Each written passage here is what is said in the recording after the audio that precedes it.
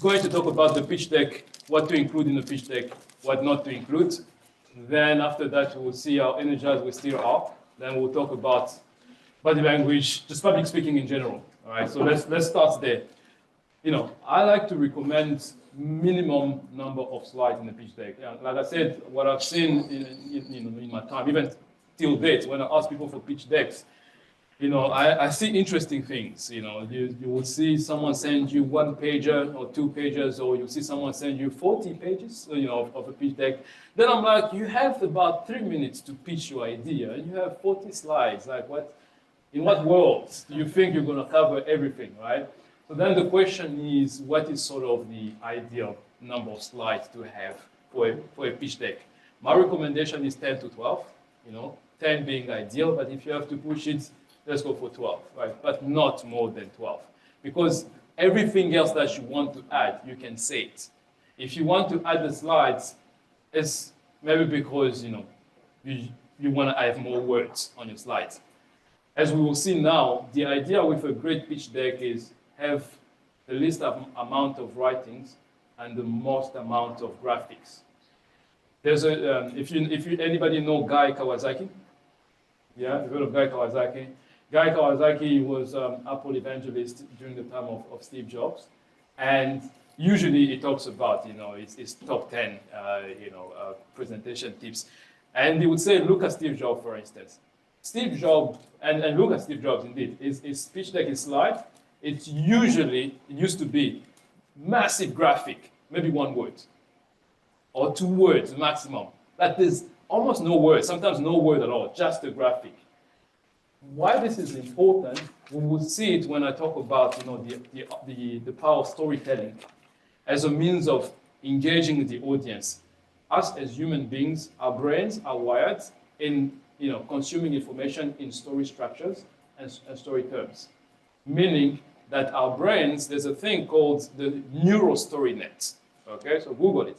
It's basically the mandate of the neural story net is to make sense of the information that comes in. If it doesn't make sense, then the result would be outright rejection, disengagement. That's how you would see, you know, somebody is giving an interesting presentation, but somebody chooses to be on Instagram instead, you know, instead of listening. It's not so much about the content is not good, it's about things not being relevant to them, things not making sense to them in terms of the neural story net. So there's a disconnect. You've lost them in that sense. So your role as a public speaker is to make sure that you help them remain curious enough about what you're saying, but not wonder too much in terms of trying to figure out, you know, where is this going? You know, is this making sense? Now, let's talk first of all in terms of a pitch deck. First slide, I usually like to start with the logo. All right, then you have a tagline. Like if you take the example of Nike, for instance, just do it. Okay, it kind of encapsulates it's the spirit, the culture, and everything, right? Something like that. So that would be my recommendations in terms of your. Yeah.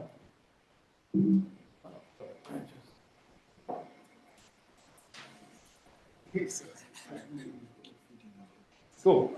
Then yes. I just want to quickly ask about the tagline. Yes. Because I've heard different takes on it where some say that you should kind of give a little bit of a description of your company in that tagline so that potential investors can already tell if it's an industry they're interested in. But then there's other takes, like I also enjoy something more provocative, like just do it where you can kind of ask yourself what is it and automatically also catches attention. Yeah. So is that okay? Now, look, my preference, because at the end of the day, different strokes for different folks, but my preference and what I do recommend to my clients is to have a tagline. Why this is important, remember I told you about when you're presenting anything, you have 3 segments of that presentation. First part being building curiosity. And if I already give you what it's about, where's the curiosity? You know what I mean? I kind of lost you there already. Because at that point, you can already make a decision. Do I pay attention to this guy or do I disengage? If I don't like already your sector, we're not into your sector, I disengage. Whatever you say next, however awesome your problem statement is, the solution is, I've already disengaged, you've lost me. You have a few seconds to capture your audience when you start. And it starts with how you stand, you know. Body language is important. We'll talk about that in a moment. But let's just talk about pitch deck for now. Problem statement. Okay. Problem statement, as we've seen today, you can give this problem statement would be a short, concise sentence. Okay, this is the problem, or it could be user point of view, as I've explained to you, where there's a bit of a persona, a description of your target user, your target customer, your target audience. I kind of have an idea of who you're talking about. There's a bit of insight in terms of what they need and whether there's a need and there's insight. Notice there's no mention of the solution. Never ever include the solution in the problem statement. Because why? You kill curiosity. You don't want to kill curiosity. Because at that point already, I put you in a box. I like it or I don't like it already. I don't like it, you've lost me. I don't pay attention to anything that you say. The other reason why I like this, user point of view type of approach, because it's more narrative. Remember I told you about the power of storytelling, and we'll look at the scientific, explanation why this is powerful in a moment. But storytelling is more powerful because you can relate, even if it's not directly applicable to you. You have Mintley, for instance, a business being a J hair, and she does things for, black hair, okay? And he's a white dude, it's got no relevance at all to him. But what would it make it interesting for him to still listen to your pitch and still maintain that level of curiosity? And if he's an investor, even want to invest into your business. That's the whole idea of building that suspense. It's just like in a movie, They'll build that suspense because they want you to watch until the end. Is he dead? Is he not dead? The movie starts, the main character is shot. Like, dude, why?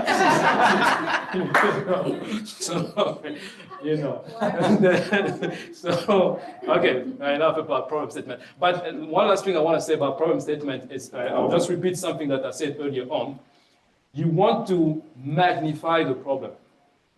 The bigger the problem, the more powerful the solution becomes. If already at this stage, I can feel the pain, of Ajay's customer, I see how they live in a suboptimal world. As a human being, I feel their pain. It makes me wonder, something needs to be done about it. Yeah. What's being done about it? Then I'm curious, okay, now you put us in this state of despair. Get us out of here, make us feel better again. What's the solution? What are you offering? Then bam, you hit them with the solution. Bam, here's the solution. And here, the solution could be short, but you've already, you got me. My curiosity, my interest is piqued.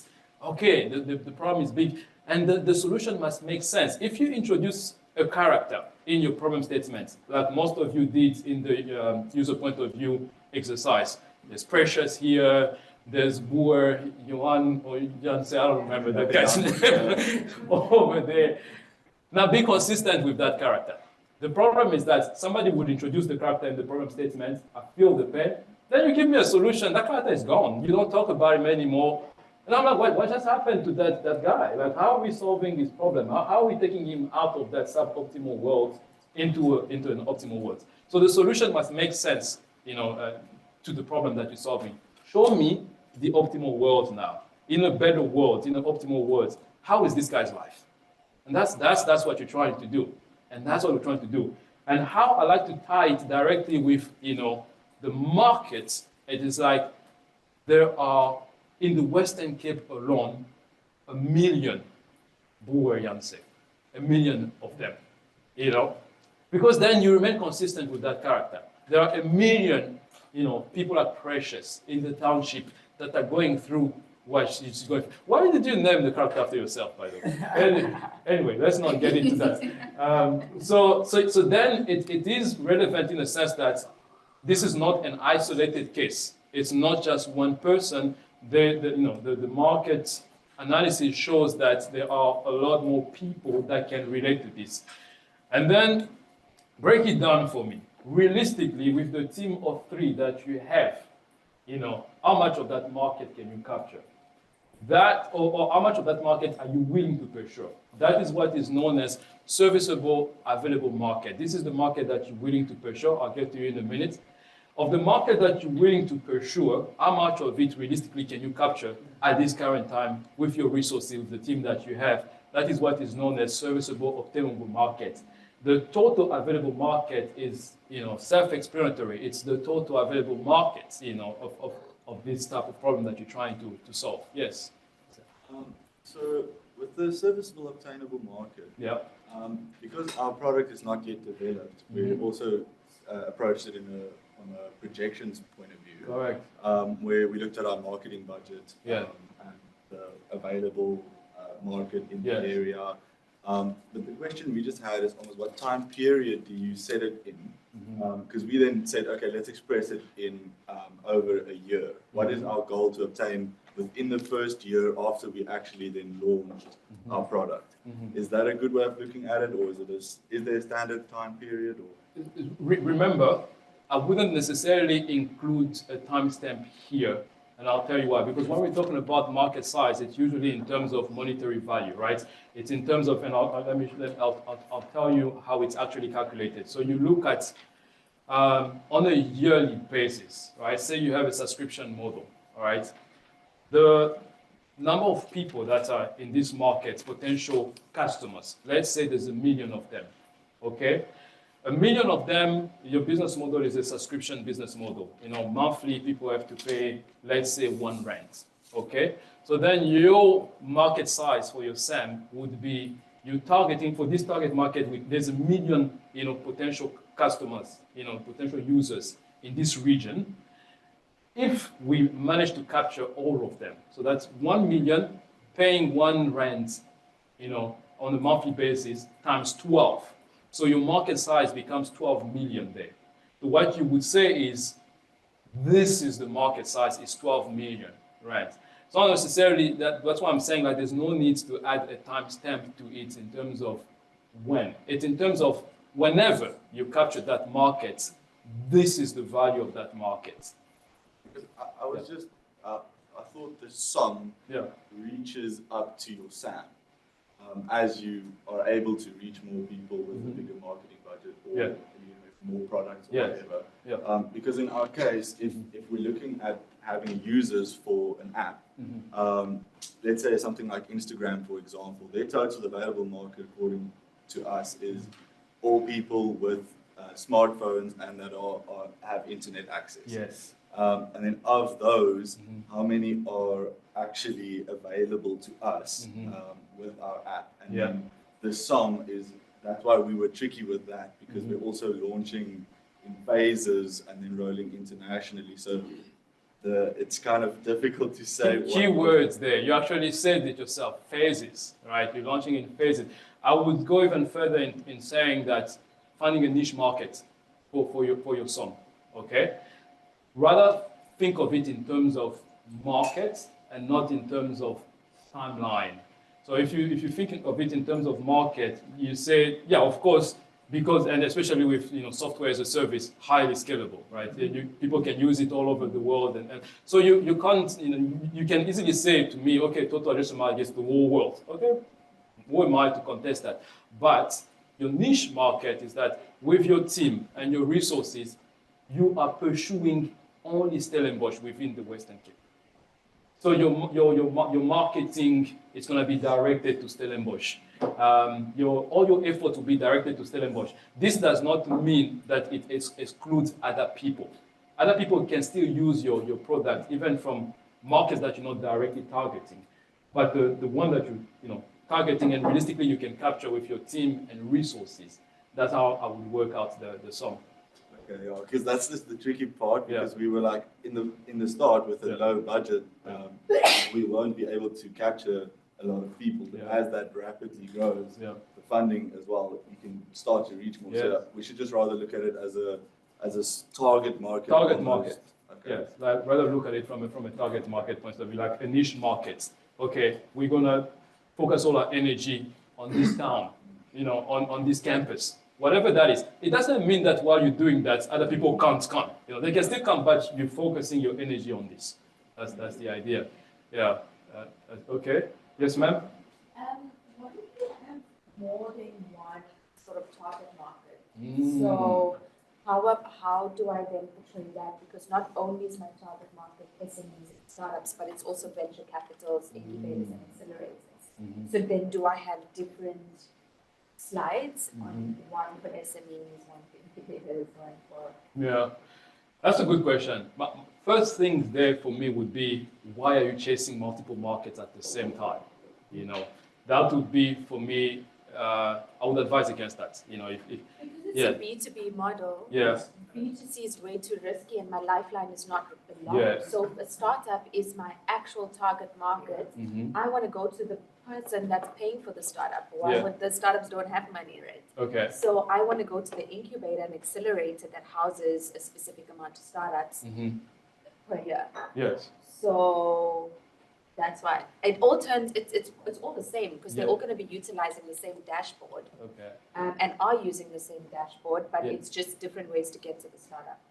Absolutely. No, I mean, you can absolutely do that. There's nothing wrong with that. But why I advise against that, it's the same answer basically that I gave him. You can have multiple targets, but rather do it in phases, like you mentioned, right? It's like you set yourself milestone, you say it for the next 6 months, even though, you know, we can work B2B and B2C, but for these 6 months, we're focusing on B2B. We're going to focus all our energy on businesses, on accelerators and incubators. That doesn't mean that if an individual comes, for some reason they heard about your product, want to use it, you chase them away. It just means that your energy is concentrated on one market at the moment. It is risky to pursue two markets at the same time. Okay, then you help your end up. Yeah. From my opinion, right, she can do what she said and also what you said now. As long as even when she pitch, she can highlight that. It's really her decision, because after that, at the end of the day, she backs it up with the KPIs. She have the KPIs. She say, okay, I'm targeting this and that, but for now, this is where my niche is. It can actually convince more the investors, because the investors will see that, okay, she has really that as a potential, but she decides to focus on that. Wow, she's focused. She really focused on her KPIs to reach that before that. She's actually very structured. I'm interested into that. That could play in your advantage, Sarisha. That's what I would say. You actually just answered the way I need to put it. Because on the first slide there, what I would have is my SME and startups being the B2C. And then on the second slide, I would have my VCs and incubators being the B2B. Okay. So then that just pretty much gives you both of just Fair enough. High level, also explaining the total addressable and serviceable. For sure. But I could talk to it. Yeah. Okay. You had your hand up as well. I think also, so what I do with my business is that I've got instance. So if I'm servicing, for example, in Mokoli, it's a 6x9 meter tent, particular price for it. But if Stellenbosch, let's say Stellenbosch Business School outsources me to use my business, then I charge extra. Or if the government or the minister or whatever, and I'm being charged by government, then, so it's one tent, it's 1 meter tent, it's the same size meter, but the pricing is actually not there. So when the customer actually talks to me and asks me about the pricing, then I work out when they So you could necessarily go to the B2C, B2B, if you don't include the pricing so that it's clear, and then you can be able to tweak your pricing going to the different spaces. So that's how I do it. Okay. Yeah. Thank you. Awesome. Well, thank you. Let's move along. Then, okay, so that's it on market size. Then usually I like to have a slide on explaining clearly what's the operation, like what step by step, what do you do? Okay, we're selling smoothies, you know, healthy smoothies. Okay, cool. What's the process? First, we approach fresh produce farmers, then we buy off season. Then after that, we freeze them. Then after that, we take out the operation. Like, how does that work? What channels are you using? You know, in terms of, you know, sourcing your product, in terms of reaching the potential customers, mainly on social media, or, you know, we go door to door to the farmers and then we produce the stuff. This also needs to be a slide explaining the operation of your business. Then revenue model, very important one. I think it touches to the discussion we just had now. Basically, how do you make money? You know, how do you make money? That's the question. don't leave that hanging, because from an investment point of view, this is important to me, this and the financial slides, because I need to work it out. Okay, cool. Is this innovative enough? And then is there potential for me to have high, percentage of return on investment? Those are the questions that are going through my head. So you need to be convincing to me that your revenue model actually makes sense, and even on a scalability point of view, you can easily scale your business model. Yeah. Do you think it's wise to put numbers, or do you think it's maybe better to put business model where you're explaining how you're making the money, but you don't necessarily have to put a value? Because then you put so much information on your deck that when it comes to questions, there's not much to really ask. So if you don't put a value, you can always elaborate on that, because sometimes values might take you longer to get through compared to just sort of going through a slide that says, this is my revenue streams, but not necessarily how much I'm charging per revenue stream. Look, it's a 50-50 right there, because if I'm an investor and you tell me that, most of our revenue comes from commissions, I want to see how much commissions per revenue. But then you can ask me that. I can, but then you can also just tell me. Then I don't have to ask you. No, but then I'm telling you too much, because then you don't have anything to really ask me. So how am I having a conversation that I? That's what I'm saying. I think it depends on the format. Yeah. 2 minute Q&A. Yeah. You know what I mean, right? If you're that interested, you'll come chat to me after. You see, Aisha, that's the risk, right? I mean, think about it. LionsDen, for instance. On the 17th, that's where we're going to select the top 5 finalists, right? So on the 17th, all of you will have an opportunity to pitch. So it's going to be like a speed dating type of thing. You have 3 minutes to pitch, and that's how we're going to select the 5 finalists. And you have not included this information. I might not have the opportunity to ask you, why take that risk? You know what I mean?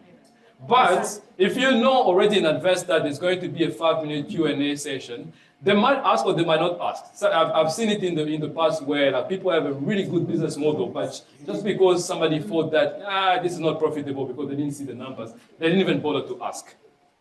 So that's why I'm saying it's risky. At the end of the day, it's your choice. I would prefer having the numbers. Okay, you had the hand up. Yeah. From the business canvas model, you can have the number. Sorry. From the business canvas model, you have the information. Yes. But when it comes to the presentation, you may then say the numbers. Yeah. Then it would work. Because I understand where she's coming from as well. She's still trying to build that suspense. For me, I'm very risk averse. What is it about actually? Yes. You have 3 minutes. Like this is not my first pitch. Okay. I've been pitching. Yes, I can believe that. 3 to 5 minutes. Yes. The last thing you want to do is, if you have more than one revenue stream, is keep going into numbers. Ask me about my numbers where I can further elaborate. But what I will give to you is my revenue streams and my business model. I have 4 different revenue streams. Yeah. I can't go into 4. That's going to take most of my time. I want to tell you my market strategy. I want to tell you. That's a different question. So I want to go. That is a different question. But if I'm going to be giving you a pitch deck and I'm sending it to you as a potential investor, that's different. An investor deck and a pitch deck is 2 different. Sales deck, pitch deck, investor deck, it's all different. Yes, but you see, that's a very good point. I'm glad you mentioned that. It's a different question, because if that's the issue, I wouldn't mention all the numbers. I would say our biggest revenue stream. I'll mention that one.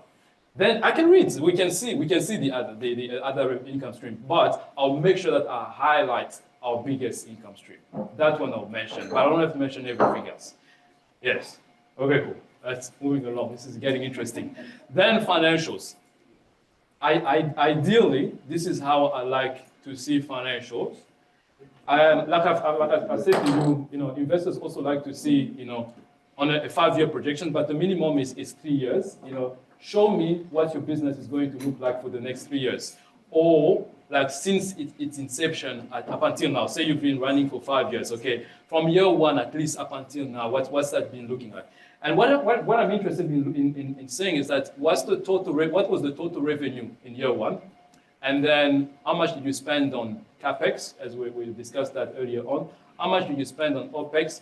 Did you make profits? Or did you lose money? I'll get to you now. Then year 2, same thing. Year 3, same thing. Say for instance, you are currently sitting on year 3. Then you can make projections, for year 4 and year 5.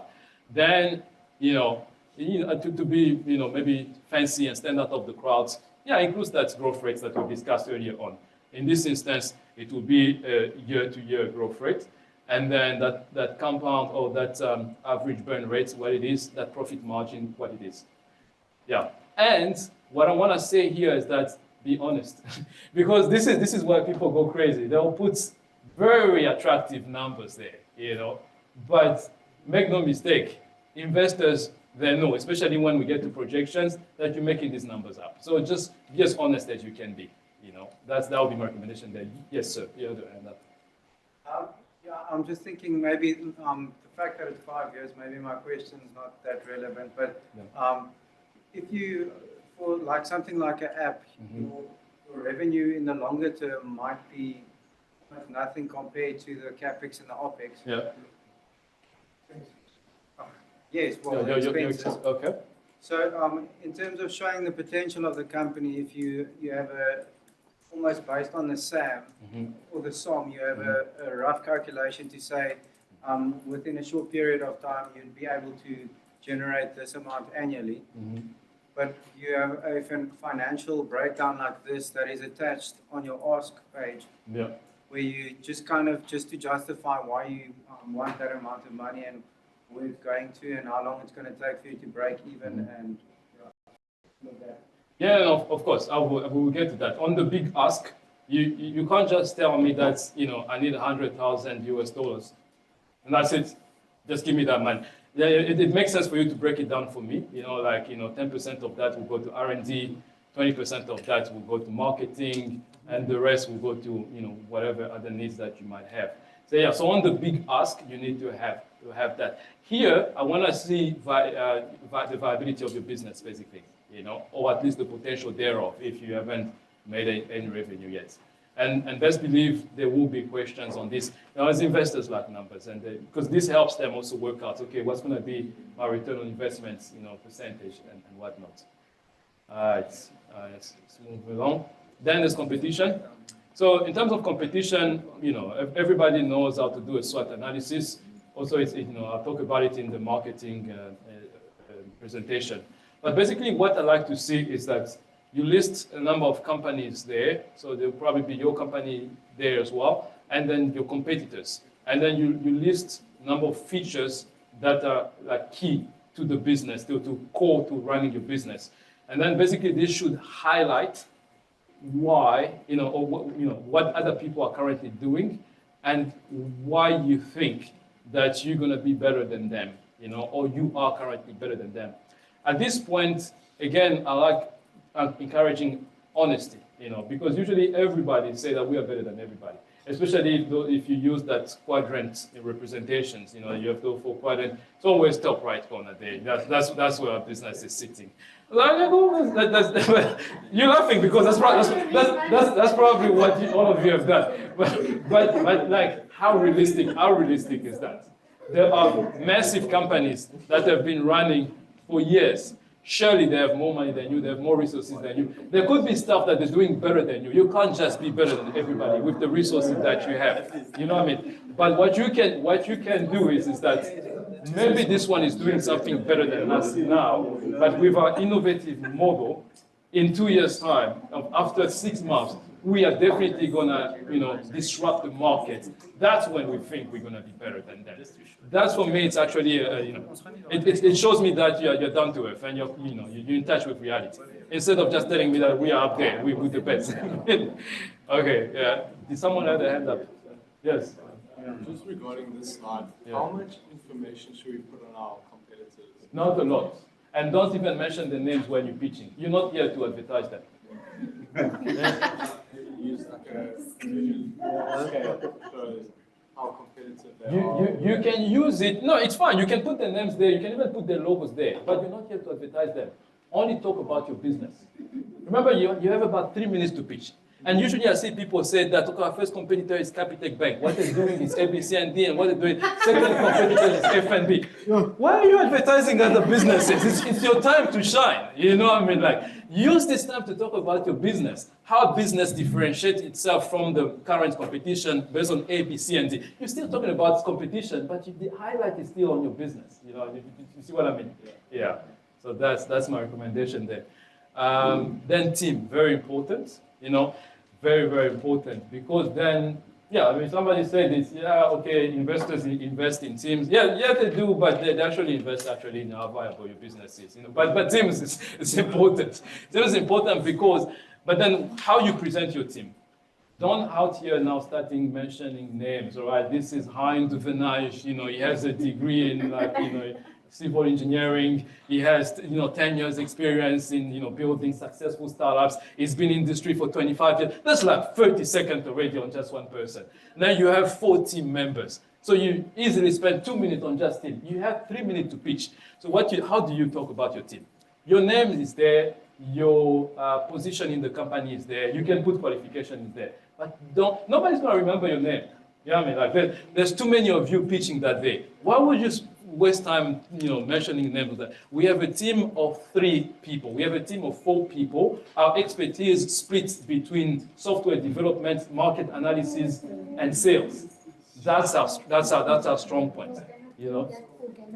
Come again? Yeah, you can use organograms. You can use whatever format you are. But what I'm interested in knowing is that why are you the right team to solving this problem? Even if you have the best idea, what makes you the right team to solve this problem? You know, show me that you are a strong team based on what you combine, what you bring together combined. Yes, Dan. I just wanted to add. Thing is, from feedback that I also received, feedback that I received from investors, I would put a 50-50 also on what you said. Yeah. In terms of, don't spend time mentioning what they have studied, etc., and all that. You say this is our team. We have the CEO, we have etc. But when you pitch, they have time to read quickly. And one thing that the feedback that he said is that it's different when you say you are working from a small company. Differentiate from the fact that you are ex-Google, for example. So showing where you come from in terms of your experience can help as well. So for me, it's really about the qualification and also the past experience, if possible, your position. These are 3 things I would say that are key. If you have enough space, right? But you don't want to write a whole thing or no resume, just key points. Yeah. But you don't have to mention it. But if you can highlight it, you have enough space, it doesn't take a lot of time, that's great. Because like you said, you don't have a lot of time. So you really want to go straight. Yeah. But if you have that relevance, it's cool. No, absolutely. I mean, say there's a big fish on your team. That's worth highlighting, right? It's like, there's Elon Musk is on your team. I mean, you can't just brush that off. No, you know what I'm saying? Like, in fact, I won't mention anybody else. I'll just talk about him. That's worth mentioning. All right, cool. Thanks for that. Then the growth roadmap. It's important to kind of show where the company is at the moment, where it started. If you've been running for a couple of years, because then it helps to highlight traction as well. We started in the garage, in 2003 with only 3 subscribers. Now 2 years later, we have 2 million subscribers. We planning like going forward, we're going to move to another province because our team is going to scale and whatnot. So it shows a bit of growth as well. I wouldn't spend too much time mentioning every point here. Again, depending on how much time you still have in your pitch, I might just mention the first point where you started and maybe where you are now and where you're projecting to be. I wouldn't necessarily mention every year. You don't have that much time for that. Also, people can read and people can ask questions if they want to understand more about it. Somebody had a hand up. Okay. Yeah, and then we landing. Then call to action. I've seen this countless time, and it's fascinating to me. Somebody would deliver an amazing pitch. We hooked up, we interested, we engaged, and then thank you. Okay, what must we do with this information? Like, okay, it's a cool story. Like, okay, what now? What's next? There must be a big call to action. You want people to do something about the information you've just given them. What is it? What do you want them to do about it? You want them to give you money. Then say it. How much money do you want? Don't just let people hanging and guessing. You want people to join you on your cause, then say it. We want you to subscribe. Hopefully all of you in this room, by the end of the day, will subscribe. Say it. What is it that you want? You want mentorship, okay? Say it. What type of mentors do you want? What are you asking? What was the point of all this presentation? We've taken you on a journey. You've seen the life of Burian say. Now you see how we can improve his life. What we need is $50 million to make his dream come true, and the dreams of millions of other people like him. Invest in us today. Yes, there's something for me to do. Even when I walk out of this place, I can tell people they need $50 million so that they can make Burian's life better. There's a message. In fact, we'll talk about it now. There's a thing called M analysis, audience intent message. So when you're engaging in a public, communication, public speaking, always keep that in mind.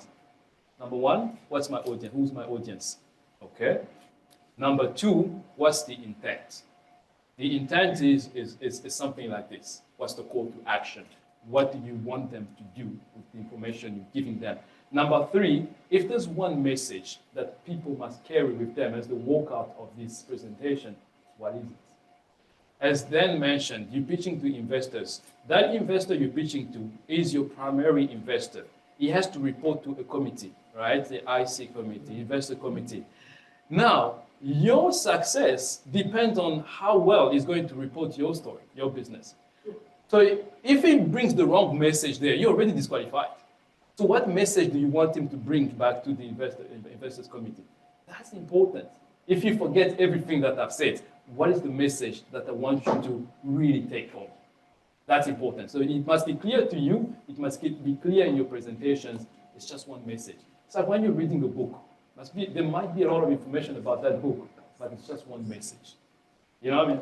All right, cool. So that's that. And always end with a thank you. Always end with a thank you. Arguably here, I've heard different, experts on public speaking, give their opinion on saying thank you. Some argue that it's a weak stance because it makes people think as if they have done you a huge favor by listening to you. You know what I mean? Rather end with a quote or a statement. I think it's just polite. Like, thank you for giving me your attention. It's not about doing me a favor. You listen to me attentively for 3 minutes. Thank you. Yeah, I prefer the politeness. I don't take it as a weakness. So on that note, thank you for listening to me. Thank you.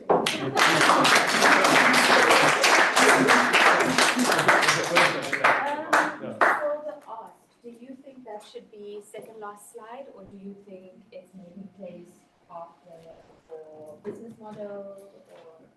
And the reason I ask is because if someone has a flow when it goes after your business model and then your sort of traction, just before your growth plan, because then it's like, this is what I'm going to do it. Yeah. So I'm saying this is what I need, growth plan, and then that. Yeah. So, in terms of investments, you want to ask them after you've picked their interest, after they've been able to work out their return on investment. Usually that happens after they've seen your business model and they've kind of looked at the viability of your business. That means your financials. Then after that, they get excited. It's like, this is a big fish. They're very viable. I want to get in on that. Then you can ask your stuff. Remember I told you, you're building curiosity. You start with curiosity. You build excitement. They're excited. At that point, you can drop a bomb on them. Yeah. Yes. What do you think about ending with your bank details? I like your style, man. Like, what? This is new. Ben, help me out here. I don't know, but look. But are you serious though? Like, initially I was joking, but I'm starting to think. This guy. Let me put it this way. Like, remember we talked about M, audience intent message. So what was the intent of your pitch? Is the intent for people? Let's say it's a non-profit. Yeah, I'll put a link to somewhere where they can donate. Yeah, I'll put my banking details there. Hey, take a picture, take a screenshot.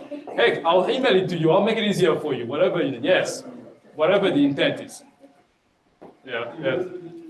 Oh, sorry. If you put your banking details with the investors, they might think that you're not aware of the process and where what it takes to like raise funds from them. And nobody's just gonna deposit money.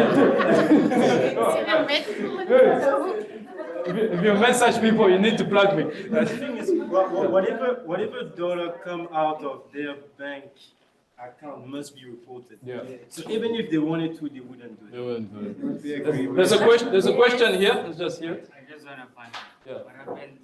What would you just recommend? Let's say I've been talking. It turns out there was a topic which I extended my time and therefore. Yes. So I really need to salvage stuff. Yes. Yeah. So what parts would you recommend that maybe I can skim? Yeah. Skip on them. That's a very good question. I mean, look, guys. Remember I told you about aim, audience intent, message, and this happens most often than not. And I coach people for a living. And sometimes I'll give somebody an exercise, okay, pitch to me in 3 minutes. And then like 2 minutes down the line, they just go blank for whatever reason. It's like, can I start over? It's like, no, don't. It's like, what is the message? At that moment, if something happened, you lose your train of thought, go back to your aim, audience intent, message. What message were you trying to tell me? Then forget about all these slides, financials and whatnot. Go straight to the message, and that's fine too. Like if as you go back to the message, chances are you would remember, and if you haven't forgot, you just so you forget even the message. No, let's say you haven't forgotten. Yeah. You're running out of time. You're just running out of time. You're running out of time. You need to leave out some other stuff, or else the time. Yeah. You have to. Look, as an entrepreneur, your life is about making decisions. At that point. The question then is, which sections do you think maybe you could do without? The most important things for me, I will make sure that I've spoken about the business model and our financials. So if you only have to speak about one slide, I will go to the financials. Yes. Yeah. What about the big ask? But it doesn't make sense for you to ask me money and I am not interested. I don't even know whether you're profitable business. So it's safer than to just. I would think it's safer to just go to your financials. Yeah. Then.